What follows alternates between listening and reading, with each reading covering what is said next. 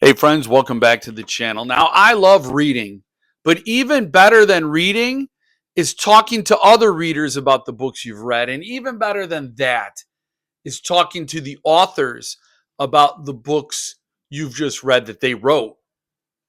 And I had a great chat with Thomas Olde Heuvelt and a few friends from the channel, and we discussed Darker Days. And during the discussion, I actually started seeing Darker Days in a new way with new depth and new subtext. And it increased my appreciation for the book even more.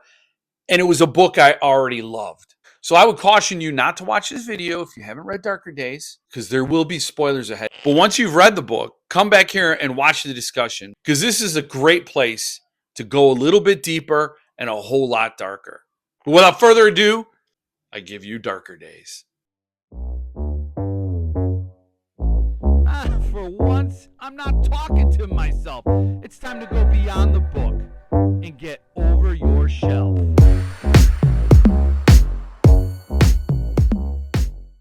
Welcome, friends and neighbors. Today we're going to talk about the friends and neighbors who who crawled out of the Pacific Northwest in Thomas Olde Heuvelt's imagination. And my first question about that was it always set in the Pacific Northwest? Because it feels very Pacific Northwesty. It is very Pacific Northwesty, but no, it wasn't. The first idea for this book came 8 years before I actually started writing it, and it's set in the Netherlands, where I'm from. I just finished Hex. Hex was in the process of translation, and then I had this idea about this Faustian bargain tale with this bunch of people that lived on the street, and they had to make these sacrifices for their own happiness. But there were two problems. One was that I didn't feel up for the task yet to tackle these sensitive issues, for instance, assisted dying, the morality of that all. It's quite heavy stuff. And I think I was 33 at the time or so. And I figured, I need to write a bit more to be able to do this justice. So I wrote a couple of books in the meantime. And then the second problem I ran into when I turned back to Darker Days was that our laws in the Netherlands for, assisted dying, euthanasia are so flexible and lenient that this story would have never worked in the Netherlands. Because, Wow. People have so many options where I'm from. Whereas, the premise of the book is, of course, that there's a bunch of people that are lured into this Faustian bargain, and that dictates that they need to basically make one human sacrifice each year to ensure their luck will return. But they're not monsters. They're normal people like you and me. And how do normal people go about human sacrifice? Well, you go look for people who, want to give up their lives for something like this, because that makes it morally less, dark. Still a human sacrifice, though. So they look for people, for instance, who are, terminally ill and want to voluntarily give their lives to end their suffering, and assisted for them, that they want to make it easy and lenient for them. And then still it has to happen in the woods in November when it's raining and cold out there. Yeah. And there's, of course, a catch. That's the thing. But when I did think about that too, because I know that I don't know what country has it, but they have these pods you could take out, and you could sit in these pods. They're assisted. They're euthanasia pods, and they could go out. And they put you in the woods, and you could sit there. Yeah, it's Switzerland. Oh, Switzerland. Okay. Yeah. But they're the most flexible country on this matter in the world. I think they're the furthest down that line. Whereas in Washington State, they do have the Death with Dignity Act. They have some laws that allow for some leniency there, but there are still many people who fall between the cracks and don't abide by all the conditions for that, don't meet all those conditions. So they look for other ways out, and that's where these people come in the book. And I thought that was interesting, because the people that we're able to do that, but we're somehow not qualified, and then we're looking for it. Um, was I thought a matter of the Switzerland thing where they have this thing, but not everybody qualifies, so it sort of falls through Oh, the cracks. yeah. Because we do talk about that quite a bit. I know that it's been talked about in Canada, and it's a very interesting topic when it comes up here in the States.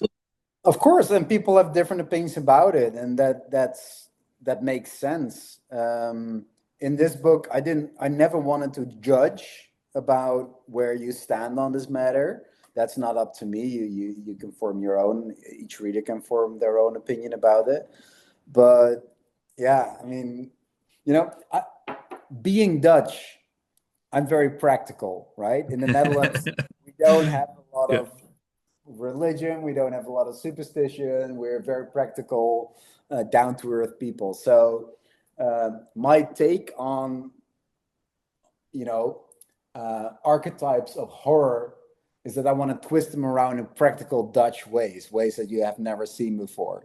So, for instance, when you have a witch with stitched up eyes that pops into your bedroom each night, staring at you behind those eyes.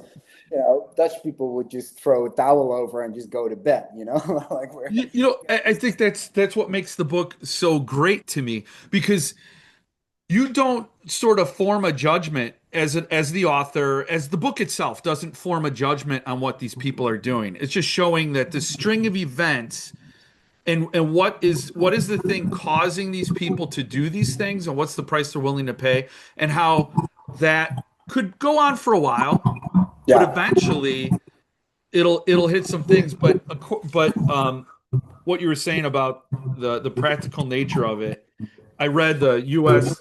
edition.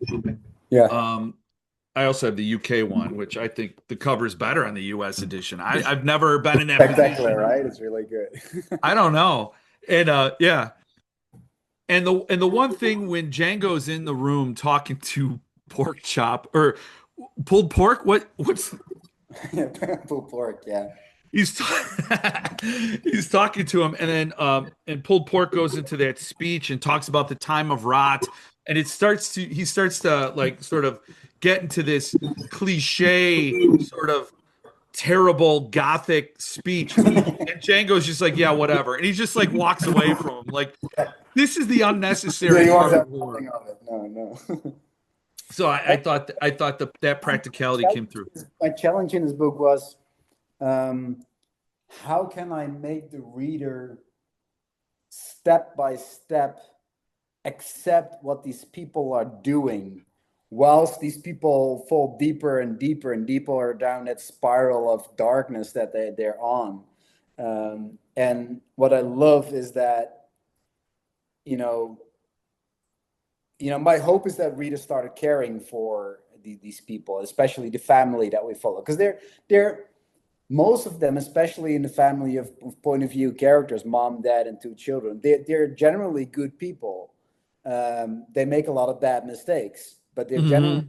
they want to do right and they want to do justice. But of course, in the darker days, your own morality corrupts and your own, sense of judgment corrupts. So it's much harder to make the good choice whilst you're further down in November. And I've heard from readers that even because November, the Darker Days, tackles with 2 years of Darker Days.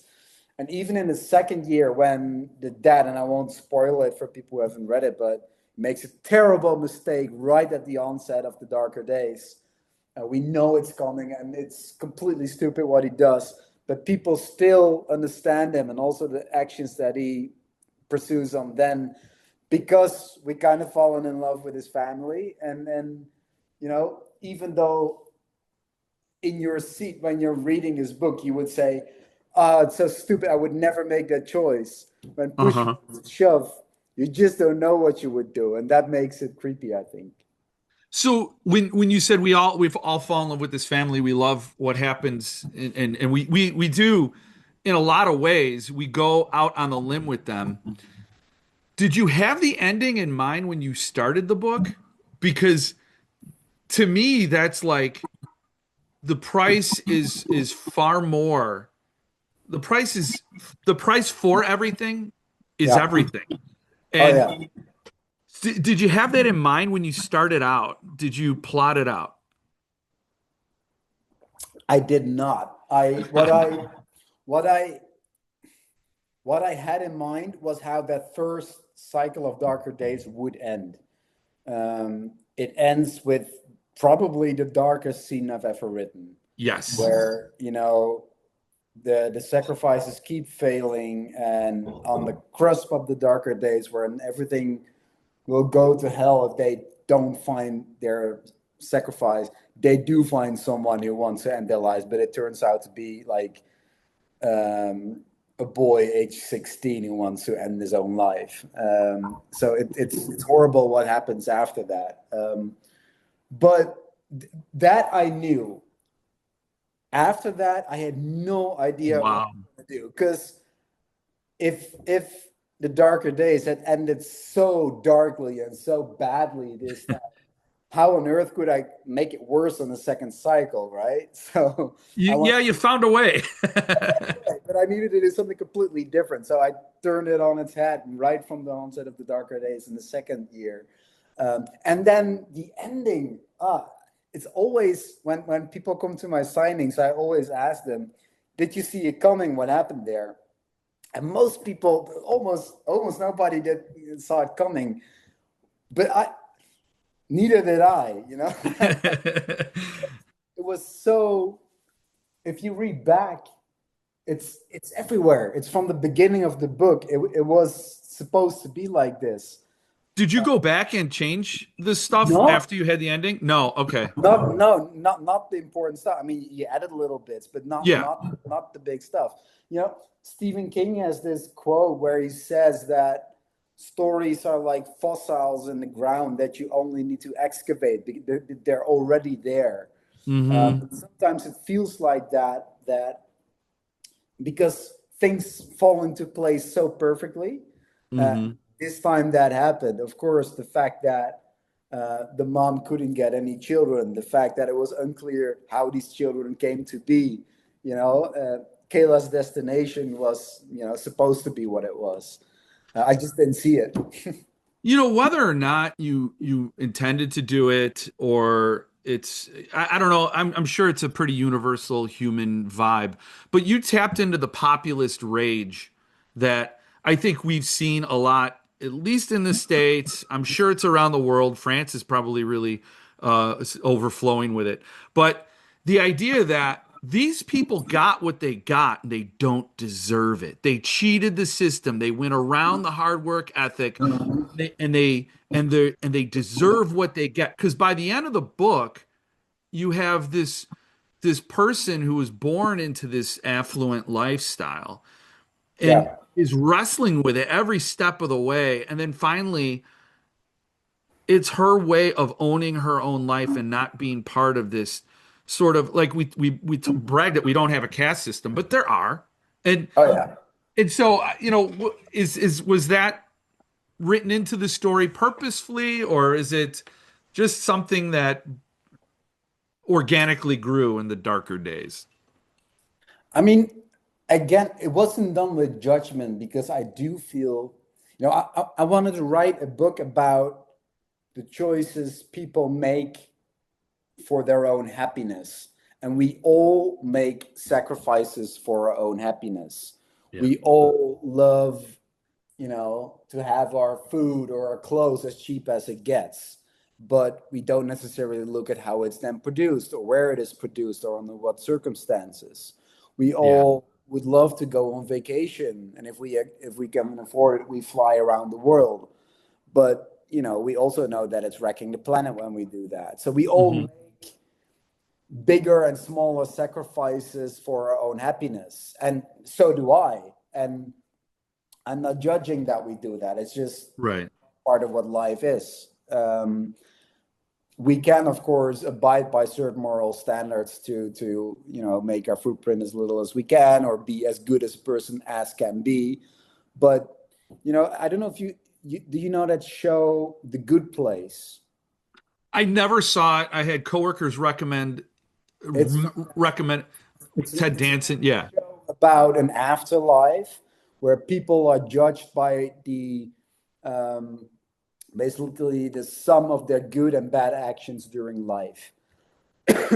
And the premise of that, or like the message of the show, is that it's really hard to do good, because if you buy, you know, tomatoes store, you want Yeah. to do, you know, good because no animal has to be slaughtered for it, and it's healthy, blah blah blah. But then where do these tomatoes go from? What kind of, you know, ecological footprint do they leave when they're made? What is the store for kind of the chef of that store? What kind of business has he been in? You know, all these extras on top of the choices that we try to make. It's impossible to make good choices. Is you know, the message of Yeah. that show. In Darker Days, I wanted to hold up a mirror to ourselves, literally, because what we see in those mirrors is frightening, of course, in the book. And Yeah. yeah, and I don't want to judge. I just want to make you think about the stuff that you do for your own happiness. The two scenes that I won't ever get out of my brain from Darker Days. The first one is Levi. That I mean I feel myself get choked up thinking about that scene. Oh Yeah. my God. But the other one is with Django at the piano and the reflection from the piano. I think for me that's when the stakes really got high. Like Yeah. for me, I think that's the ratchet point of wow, I'm in a very dangerous place. I don't I what but it did make me think what was behind the World War II imagery in the book. I found that fascinating. There was a lot from Django's perspective of Yeah. well, I don't think I could say certain words on the YouTube and still be monetized. But yeah, there was a lot of World War II imagery. I was just wondering, Yeah. like, how did that tie into his story? So again, being from the Netherlands, I grew up with, you know, World War II as part of where I was, because we were occupied by the Nazis in World War II, of course. My grandfather and grandmother lived through the war, and Django's piano teacher in the book, Mr. Hendricks, is basically an exact replica of my grandfather. My grandfather Oh, was a jazz pianist during World War II, as wow. in our town, the Canadians came to liberate us. Our city was a front city for half a year long. It was because there were two rivers that were really hard to cross. You know, that famous movie, A Bridge Too Far, that's set, you know, on the brink of where I grew up. Wow. And so my granddad, he was 19 years old. He played piano in a jazz band. During the day, they had to go into the cellars to you know, be protected from the bombs. And at night they were picked up, because back then there was no night warfare, because they didn't have the systems we have today, of course. Right. So he was They picked. punched out at the end of the day. Yeah. And he was picked up by like an army truck from the Canadians, taken to a party, and he had to play for the Canadian soldiers who had fun at Wow. night. Wow. And he was paid in cigarettes or in canned food or that kind of stuff. He wrote a diary about that time. And of course, later on, when I was born, much later, it was so much still part of my grandparents' life, what they lived through, and the horrors of that. And it was crazy to think that wasn't. I mean, it was long ago, but still not that long ago. All those horrors that happened, and so close. Right. Yeah, and even at age, you know, my grandfather died now 9 years ago. 3 weeks before he died, he had his last concert. He was 93 years old. He was nearly blind. His fingers looked like claws because of his arthritis.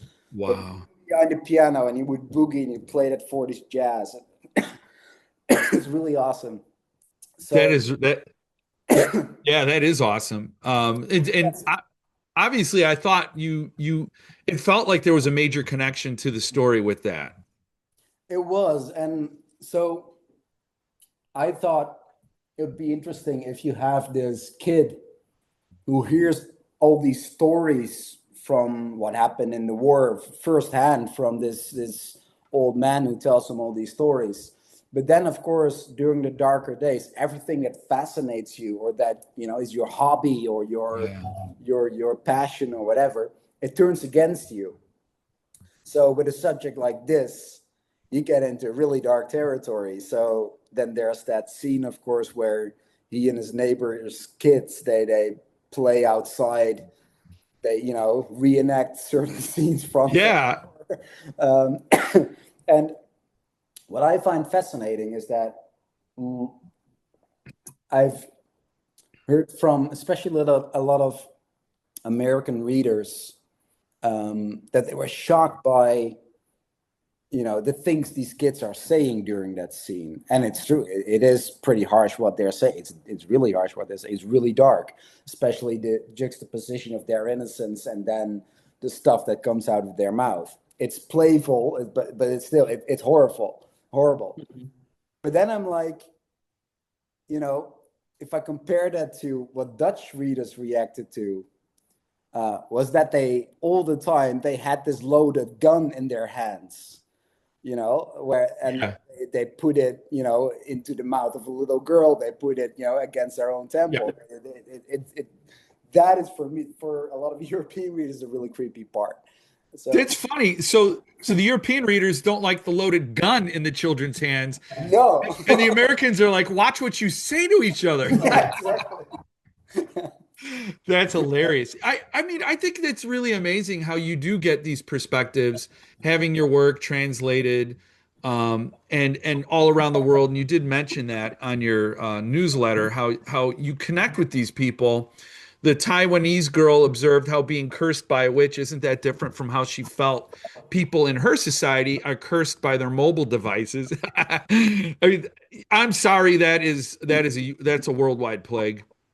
A reader of Echo from New Zealand told me about the sacred mountains of the southern island and that he sometimes feels their souls reaching out to him when he trods into the wild. Those are such very cool things. And I love that you're able to collect these perspectives and Yeah. how we all approach this work differently. Oh yeah. And so I do wonder, is the work translated from English to Mandarin, or is it translated from Dutch to Mandarin? Like how do those translations go about? So usually, I mean, most publishers translate from the English version simply because it's much cheaper for them. Because Interesting. translators from English into other languages are, widely available, whereas from Dutch to, Brazilian Portuguese or Taiwanese or what have you, is much harder to find and therefore more expensive for them. So I work along with my translators. Darker Days was translated by Leah Bell. She's a fantastic translator. She was actually the first translator to win a Hugo Award. Wow. We won it together for a story that I wrote and she translated. And she is really good, but she always does like the first version and I do a second version. Because I want the English one to really capture my voice because it's then translated onwards to other languages. But yeah, it's an enormous privilege to have these stories cross borders and then reach people in different cultures, and they take their own their own backgrounds and their own cultural perspectives to these stories, which gives them new lives, and that's a beautiful thing, I think. Yeah, I mean, because to me the book could have easily been written by an American author. The way your English is like a native speaker, and your points of view are very American. You mentioned a lot of politics in the book, Oh yeah. and I realized that we export two things all over the world. It's becoming clearer and clearer. We export Hollywood, our images and all that, but also our politics seem to be like everybody's business, and that as an American, you don't realize how that can be. Oh yeah. So how was that for you? Did you change politicians for the American version? Because they all seem to fit really well. Well, I mean, I don't think I mentioned any specific actual politician except No? well, the governor, right? Because he appoints Ralph for his position as judge of the blah, Uh-huh. and then of course the Trump era is cold at some point when they talk Yeah. about Kayla's upbringing and her, liberal perspective on things, Hmm. Hmm. backlash to that. I mean, yeah, of course, it's part of everybody's life, so it is part in stories as well, of course. Because I'd love to set my stories to the backdrop of real life. And this is part of real life at the moment. So yeah, it is there. However, I am, as an author, I never, outside my books, I never talk politics because I just don't like it because it divides and there's enough of that. I want to talk story, like Yes. I love stories. I grew up with stories. That's my passion. So there's definitely stuff in my books, of course, and you can pretty much gather from that where I stand, but I never talk about it basically. Right, right. And it is pointless, really. Right. I mean, we're all reading to get distracted. It's pointless, but it's also boring because I mean, Yeah. look at what's going on in the world. It's yes, Please don't make me. it is a dark place, it's a bad place, and at the same time there is so much beauty in people, in art, in nature, and then I in stories, and I'm more for celebrating that instead of reiterating all the divisions in society and stuff. Yeah, So do you think that your cast of characters, the people who live on Bird Street, yeah. were they good people? I believe that some of them were. I believe that, for instance, take Luana, the mother of Kayla and Django. She's an immigrant from Brazil. She was seduced into this Faustian bargain literally at rock bottom when she was dying on the streets of Sao Paulo in Brazil when she was hit by a car. She woke up and, the accountant, the devil, was there. And she signed in her own blood. Because that's what you do when you're dying, basically, if there's a chance to get out of it. I believe most people would have signed. And also, she Yeah. thought it was delirium anyway, so who cares? Right. And yes, she wants to do good. And then she wants to cling on to something happier than where she came from. But then there's all these nasty consequences, which is life. We all want to do good, but there's so many dark and nasty, consequences of life itself that we endure when we grow up and when we, Yeah. So yeah, I do believe that some of these people were good to begin with, and there are also some very rotten apples between them. And then there are the children who are, innocent by nature, I believe. So yeah, I think there is still good in a dark book like Darker Days. Yeah. Oh, by the way, I love at the end. Sorry, I mean, I'm sure everybody's read it, but I do love at the end where the accountant's like, I'm done with this bullshit. Like, he's even sick of it all. He's just like, I'm just done with it. Like, Yeah. I don't even want to be the devil anymore. Like, am I really bad? I love that examination of, am I really bad? And and I love how you give the family who left to show the consequences of that and how there's the rebalancing. And ultimately, when you do mention those who walk away, the ones who walk away from Omelas, which I Yeah. think you'd be kind of if you'd never have read anything if you didn't recognize that book in this book. Like, we all understand the idea of a utopia, but with a terrible price. Yeah. And but what you've done that I think is much much deeper, and it's been a long time since I read that short story, so perhaps I'm not doing a fair assessment. But what you've done is like in that book, people find out what the dark secret is and they either leave or stay. It's not Yeah. really examined beyond that. It's not examined as far as like what are the ripple effects? What's going to happen, beyond and what does that do to a person and what's the price ultimately? But conceptually, it was a very strong idea. I mean, it's a really Right. short story. It's only a few pages long. You can Hmm. find it online. I believe it's published online. So it's a good read, but it doesn't have the room to expand on all the ethical consequences of it. Yeah. No, and I mean, but it does tap into that. Like, what would you do? And I think Yeah, it's it's a very simple premise. It's right. about this utopian city, Omulas, where everyone lives in this perfect life.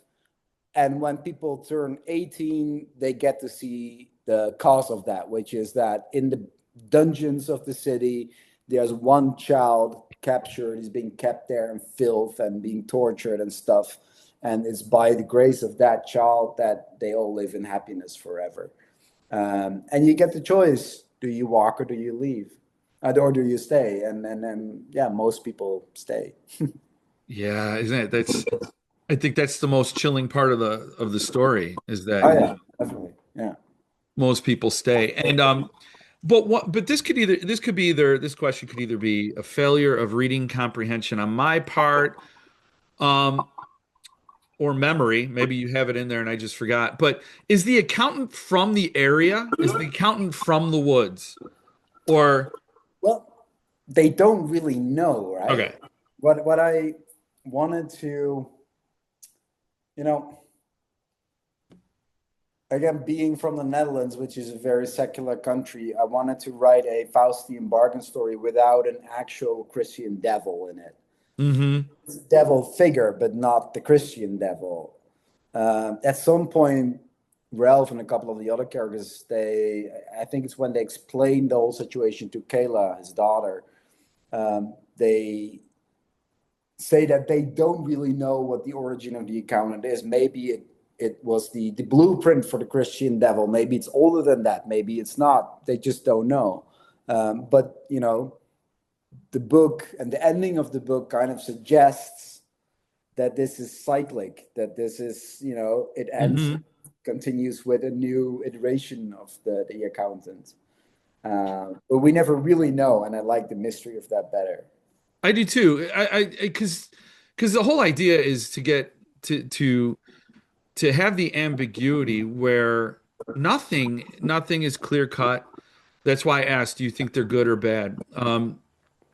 I thought they were good, but uh, very typical of what a person would do. I thought, it's more of an indictment of humanity than these people in particular.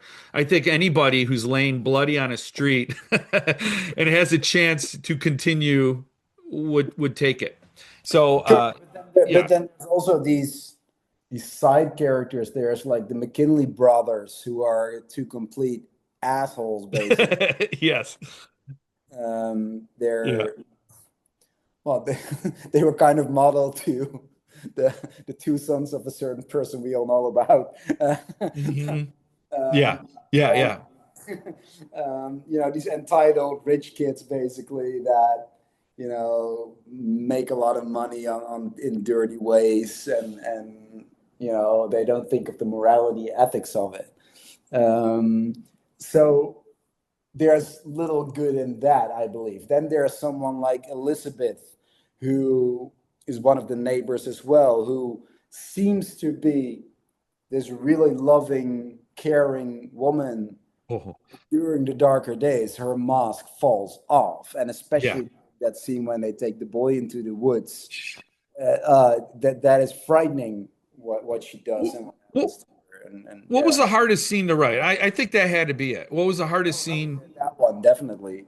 That's the only scene that I ever wrote where I thought, I think I've just crossed the line, and I don't know if I should do this. um, Oh, but still, I had to show the consequences of the humanity at its darkest and at its most depraved at that single instance, and they all want to stop it. You know, Ralph, the viewpoint character in that scene, who's the moral judge of the street that pointed him to be the ethical decision maker.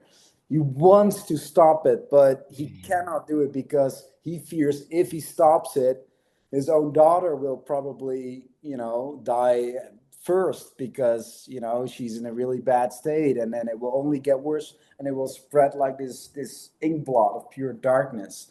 So he cannot stop it, but he wants to stop it desperately, and he doesn't.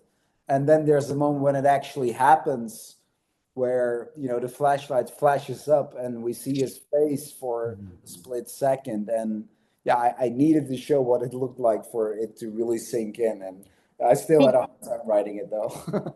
The best part is how that scene for me, it got to the point like, wow, how did I get here? Because there's the it's a slow boil. It makes you realize like, yeah, because you can justify it. You can, like, these Yeah. people are falling through the cracks, they're miserable, they want to go, and we're giving them the release they need. And even if right up to the last second, if they say they changed their mind, they're out. Yeah. They're escorted home, and the people have to find another way. Yeah. But that scene really shows like, no, when it comes right down to it, it is them first, them versus the world, and Oh, and yeah. their morals are for sale. Yeah. And still, it is ambiguous because it also suggested that if they don't make the sacrifice, it's not only these people on Bird Street that will suffer, it will Yeah. spread out the town, right? And then, so So do they have to, or, it's always a personal choice, but yeah. so they believe that it'll spread from the town and other places of the world, right? At least it will spread, in the neighborhood, because they have these statistics that during the darker days in the general area, like the towns around it, like the mortality rate goes up, the people are harming themselves, that rate goes up, crime goes up. So it's Oh. not only them, it's they feel that they're protecting more than only them. But are they? We really don't know. So what's going to happen on Bird Street? There's a whole lot of real estate that just opened up. And I think there's a new boss in town. And are you going to do any sequels? Are you gonna carry the story? Because it's interesting. I mean, for me, I don't think you need to. I think you told the story. I think you said, Yeah. "Hey, this is what humans are capable of. This is the price," and it stands as a fable to greed. That's it, really. I am not a sequel kind of guy as well. I like stories that if you close the book, it's done. I've Yeah. been asked probably 100,000 times if I'll write a sequel to Hacks. I probably won't because that story is good in itself, I think. Um, and I mean, in a different book of mine, Oracle, one of the characters from Hacks comes back, and there's a lot of Easter eggs through the book, and Right. these books make cross references to each other, I guess. But no, I don't think the story of Kayla needs to continue. I mean, it will continue, and maybe Right. there's a story in herself someday, but I don't think I will write it. No. I would say though, I would love to see a short story where somebody's in some dire situation. The story could be unrelated to Darker Days, but at the very end of the story, something happens and Kayla shows up. Oh, I'd be like, oh, that's, That would be I don't know, I'm awesome. giving myself goosebumps because I think that would be awesome. I think it would be awesome, and she never ages, of course, and she's just who she is, and then yeah, no, that And what's interesting about her, knowing her backstory, there's a little bit of vengeance in her blood. There's a little bit of like payback, I feel like, because she was so robbed of a life, even as privileged as it was, that she struggled with it. Um, so I thought she was a brilliant character. think because she brings her humanity to the account, and she was, if there's good in the book, she was it, I think, Yes. apart from the other kids. But um, will she continue doing what the accountant did, or will she give a different, I make the point at some point that accountant is simply like a predator that needs to feed. Yeah. Maybe she'll feed on something different. I don't know. Maybe she'll be like Dexter, finding the killers who deserve it. Like I'm gonna go through and I'm gonna find like yes, the actual people who deserve to suffer. I don't know. I think um you could, but yes, I don't think it's not. That was it stands alone. Now, did you do a lot of research for this book? Did it require any research? Yeah. Yeah, definitely. Especially, I mean, geographically, I did a lot of research. I write a lot using Google Maps and Google Street View, Huh. and because I mean the town of Lock Haven is fictional, but the location where it sets is real. The streets around it are real, and the Carnation, the town in the valley, is real as well. And I actually went there after after I wrote the book, and all these places like Sam's Noodle Town where they get their Vietnamese takeout. It's there. You can go eat. I Oh, ate there. that's so cool. Yeah. Ace Hardware store where they got the orange robe. It's there. You can get the orange robe there if you want. It's pretty strange to go to a place like that and see all these elements from your own book. There's actually Yeah. a street incarnation. So it's I do very thorough geographical research, and then there's all these things like, for instance, I know very little of the American legal system. So for Ralph's job as a judge, I needed to do a lot of research. There's all these kind of elements. Yeah, I mean, what I love about being a writer is that you should see my Google search history. So wide and such a variety of different topics, and then I do a deep dive into these things when even if it's a detail that it only takes like 2 sentences in a book, that might be like half an hour of deep dive or research sometimes, and I love those deep dives. And then writing horror, it can be pretty dark with the stuff that you research sometimes. Yeah, do you preface everything you write in your Google search with something like, I am a writer researching a book. So, how long does it take for a judge to die if they drink, like you have to preface it so your lawyers can get you out. A friend of mine, Robin Hobb, she's a fantasy writer. You probably Yeah. know her. She's a fantastic writer. She's a lovely woman. She's now the age of a grandmother. She's a grandmother, I think. Yeah, she's a grandmother.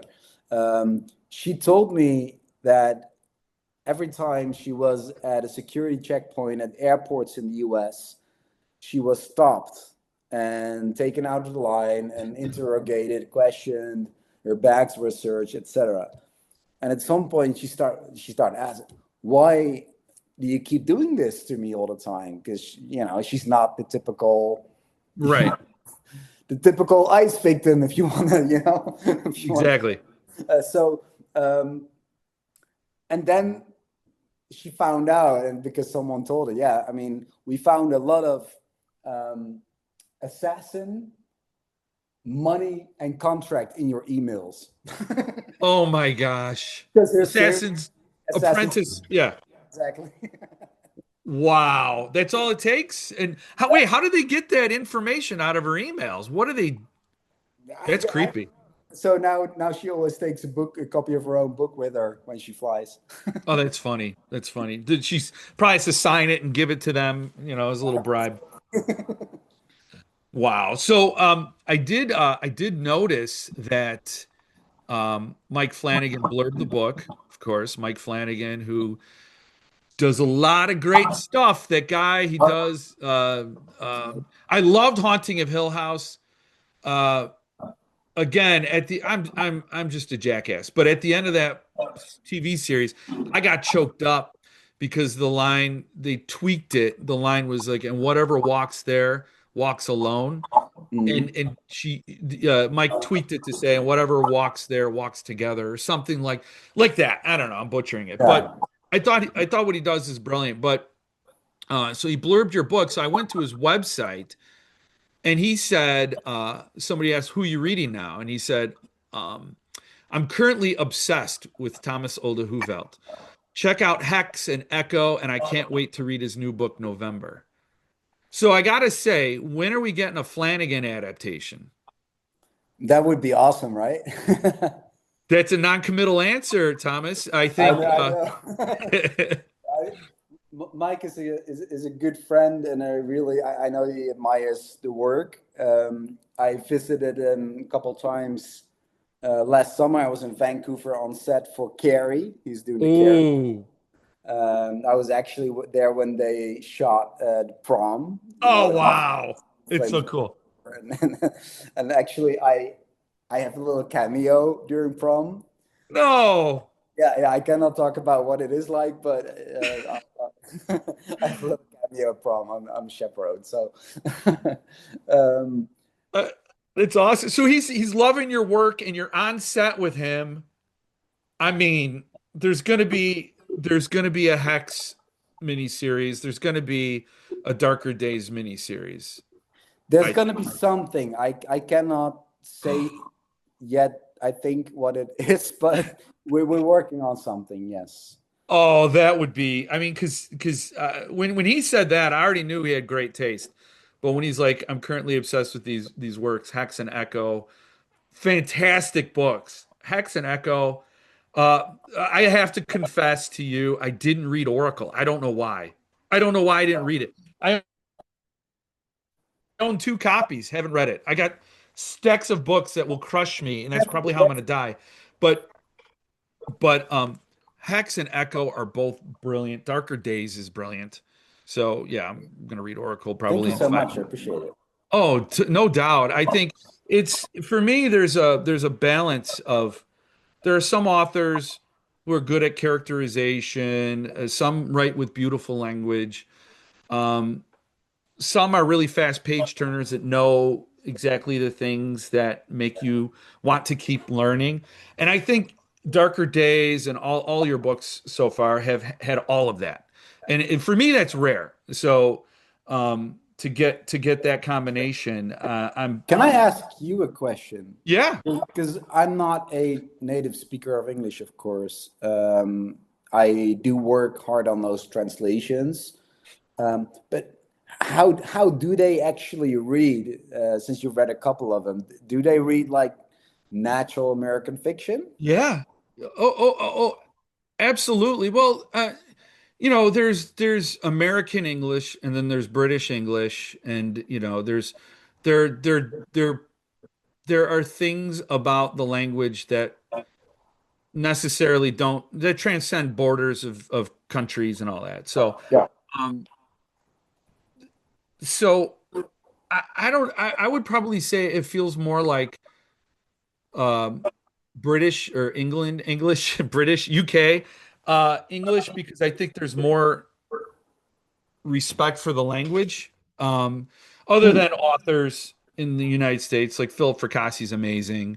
I could go through a number of people, then I'll always regret who I left off. So I'm not even going to start down that trail. But yeah, no, it's it. Yes, if I don't know if you handed me the book and I didn't know this was written by a Dutch man, I wouldn't Cool. I wouldn't know.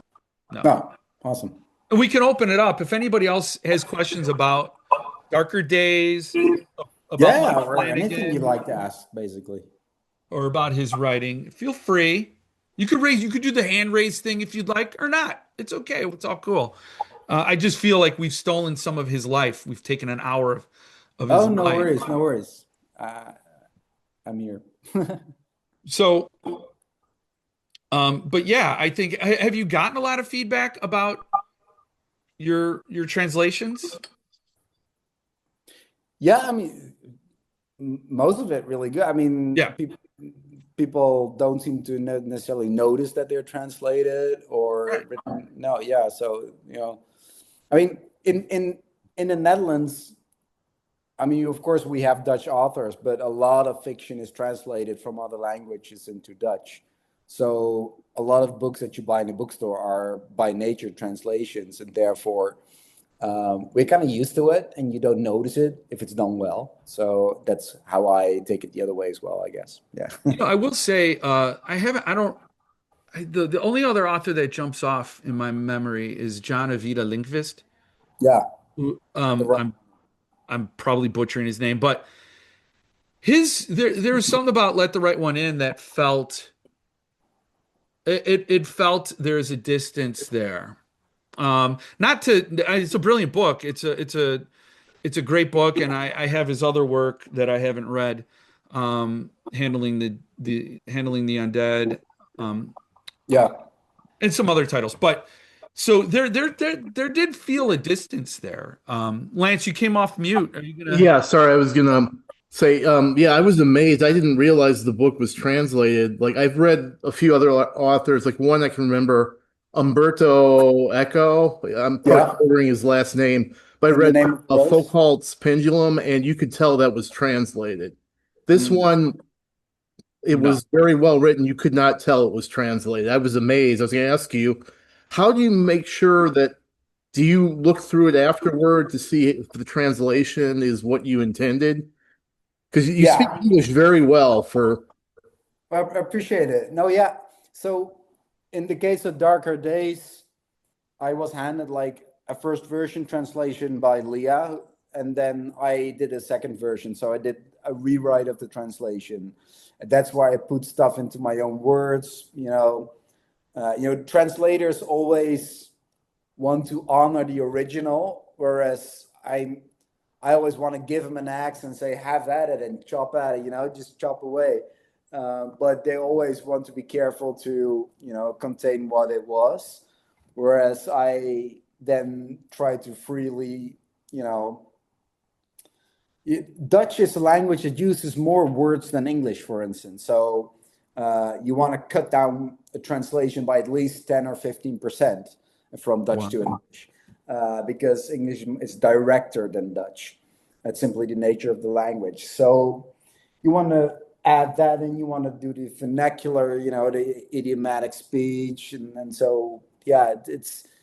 I like working on a book on a second language because it gives you a new perspective in the story. Also, the time that has passed since I wrote it in a different language also creates a distance from it, so I can look at it more like an editor instead of an author, and therefore be stricter. So yeah, definitely, because like I said earlier, the English version I want to be, what it is. I want to have that spot on. I just published a new book in the Netherlands. It's called The Last Story of Jamie Gunn, and I translated this myself for the first time because the translator had scheduling issues, so she couldn't do it now. So I went ahead with it myself, and I had a lot of fun with it. And That is so cool. it is a really creepy cover. Yeah. So it's translated. Yeah, I know. I saw that cover getting plastered everywhere Yeah. on social media, and I'm like, why don't I have this? But it's not in English yet, huh? It will be out next spring, I believe. Yeah. Next spring, book 5. Yep. That's awesome because I think you've zoned in on the key of why your writing feels so powerful. Is you said the Dutch language, you use a lot of words, a lot of more words than English, and English is more direct. So I think being focused on that direct, active language, knowing that that's going to be the end result from this translation, sort of distills it into the most powerful bits. It's pretty interesting to look at it from a linguistic lens and see what survives and comes through. It always makes me a little bit insecure because I'm not a native speaker. I always feel that I can judge to a certain level, but not fully. Oh, so sure. I always depend on the opinions of readers and editors. Yeah. You write so much better in English than I do in Dutch. Let's just put that Well, there. There's that. But question as well. I think there are a lot of authors that would love to be compared to Stephen King, and a lot of native-born English speakers would love it, and they're probably really mad at you because I think the comparison is valid. It is I'll definitely take the compliment. Thanks. you leapfrogged over a bunch of authors. So, but you only have 5 books now. We're going to need more. Patty, you came off a mute. Is there something you want to say? I did. I finished this book 5 minutes before Oh, wow. Zoom started. That's all But fine. I have a question about, first I wanted to know where you got the name Jiggly Mowers. And then related to that, Django believes that Liam was kind of cursed because the Jiggly Mowers got to him and kind of put their Yeah. hands all over him and all that. Yeah. Was that valid, or was it truly just a situation of bad choices by the father, by Django's father, and also Liam for leaving that party on his bike and, you know, that sort of thing? Yeah. So I loved the idea that Django, being a kid, he brings his child's perspective into what happens in Bird Street, right? Like the way that during the month of November, they have to board up the windows in the back of the house. They have to cover up the windows if they cannot go into the backyard, let alone in the woods behind their houses. All these weird rituals that they just take for granted because it's just what it is. Of course, as a kid, you're gonna, you know, make your own story of what happens. And I wanted to find a kid's perspective on these echoes of these people, these lost souls that are roaming through these woods. And when I was a kid, I read the Tommyknockers by Stephen King, and I wanted to come up with a word that same kind of frivolous kind of, because that Yeah. Tommyknockers was based on a child's rhyme, I think, right? So I Yeah. wanted to come up with a word that had this jiggly kind of fun kind of association with it for something that's actually really dark. So the Ghibli Mouse just happened. I don't know exactly what triggered it, but that's how I came there. As for your second question, I love. I mean, what I like, yeah, the honest answer is that I like the ambiguity of you can have it both ways. You can either say that, yeah, this, of course, it is bad choice upon bad choice upon bad choice that leads to that clash on that forest road at night, which is always how accidents happen. Like say about plane crashes, is never one single thing that goes wrong. It's a chain of events that leads to, this very unlikely thing happening. At the same time, these choices are so bad and so stupid and they feel orchestrated, right? So is it the Ghibli Mowers? That is Django's take on it. Was it the accountant? That would maybe be Kayla's take on it. We don't really know. I love the idea. That was for me one of the strongest and scariest parts in Pet Cemetery, for instance, Stephen King's novel again, like where the fact that the father is shown the graveyard in the woods triggers the fact that his cat and then his son is hit by the truck. Yeah. And it's like it's orchestrated by this higher power of darkness. That idea is something really that gives me goosebumps. So I love to play with that. So yeah, I do think it's orchestrated. Yes. I mean, how I took that part was that Robert he did a, you know, he was obsessed about Levi and that whole thing, and so he sort of fell through a crack, and Liam, who fell into the pit and was brought out, fell through a crack, and then yes, the dark, because the price of Liam paying, the price that was taken by Liam's death, um, felt like a breach of contract with the accountant, but Oh yeah. if you have to believe in the whole system that this is a almost a karmic balancing, that you do a bad thing, you get all this good, that his was a price that had to be paid. Uh, Jeff, I was going to comment. Okay, so they were when they were discussing was it a breach of contract? What are you going to do? How can you sue the devil? There's, you're yeah. making a deal with something that you have no power over. What are you going to do? Say, well, it's not part of the contract. It's going to say, tough. What are you going to do? Yeah. Well, I think that's funny because in some ways you hold an entity like that to a higher standard of upholding their end of the deal. But yes, I mean it is something that I thought was something the reader was allowed to extrapolate on their own, but there's definitely evidence within the book to support a number of things.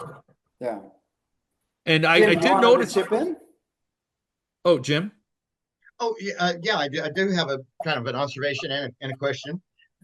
So kind of that, and we're kind of talking about that sort of final scene. They're at this, or nearing the final scene. They're at the dinner, and everything's about to come unwound.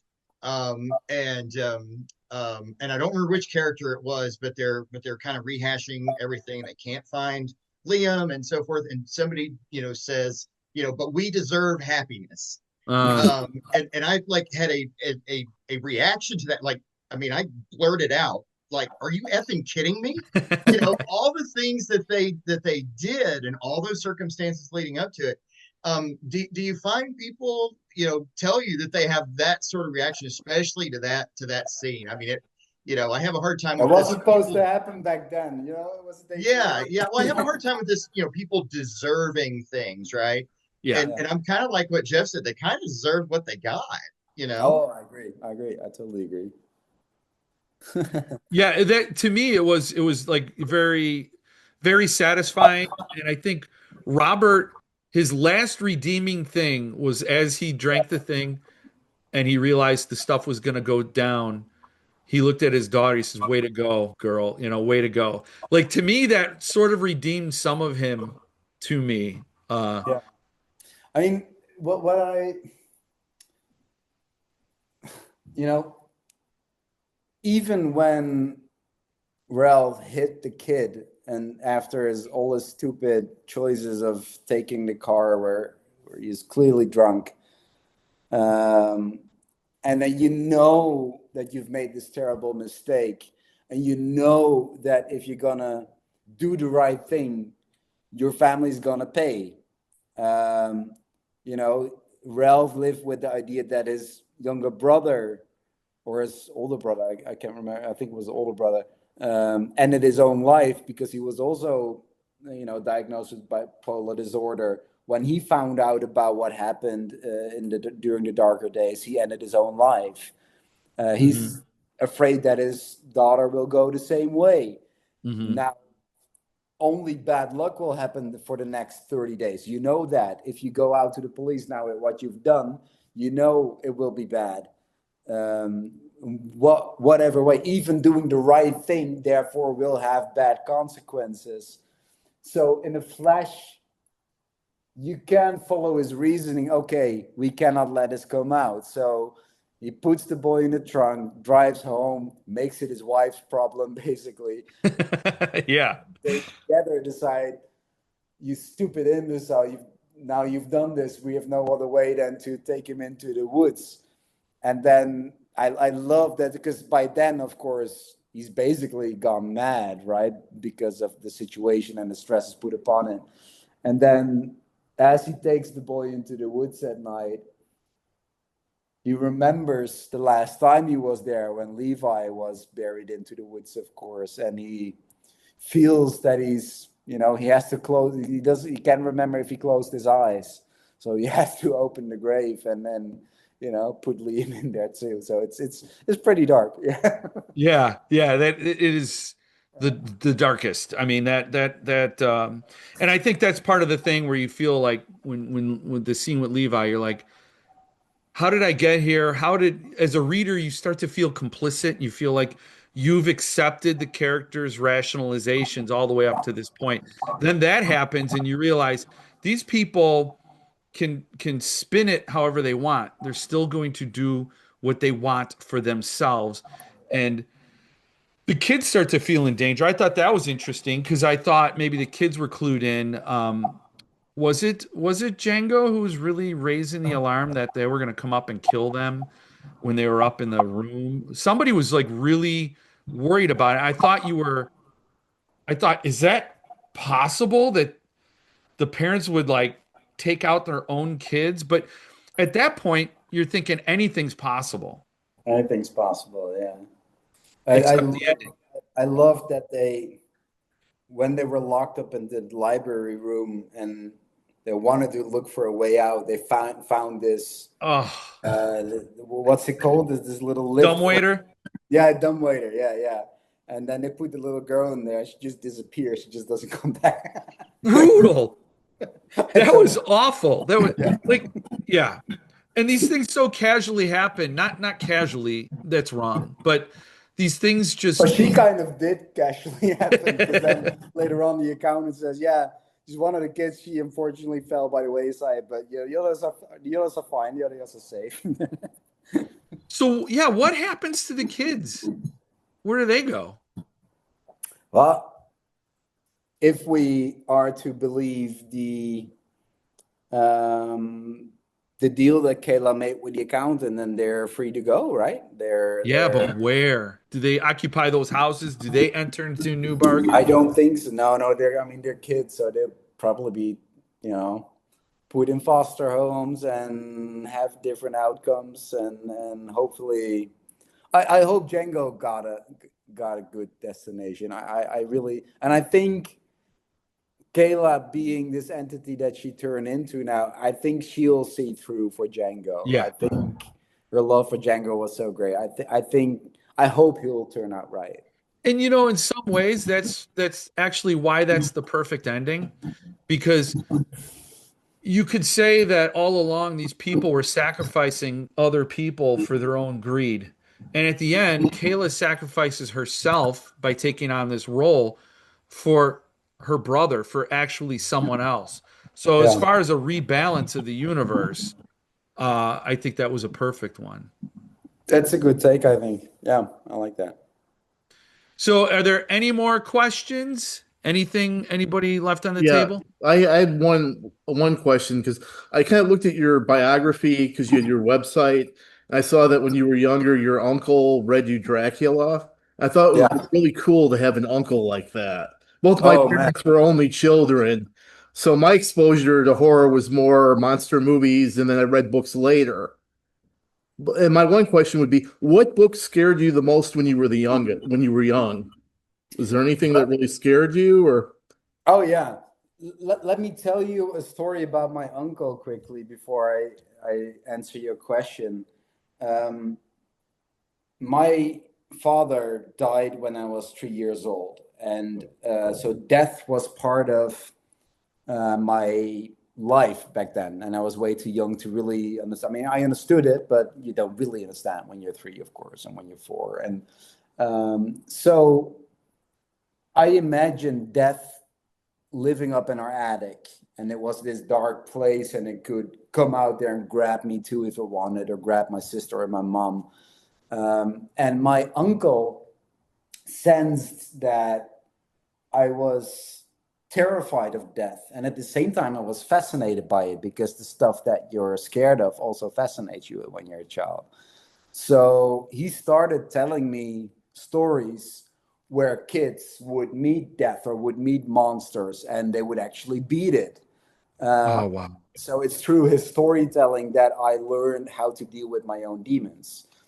And he told me the good stuff. Like he started with make-up stories, but then when I was 7 years old, He told me The Witches by Roald Dahl. When I was 8 years old, he told me Bram Stoker's Dracula.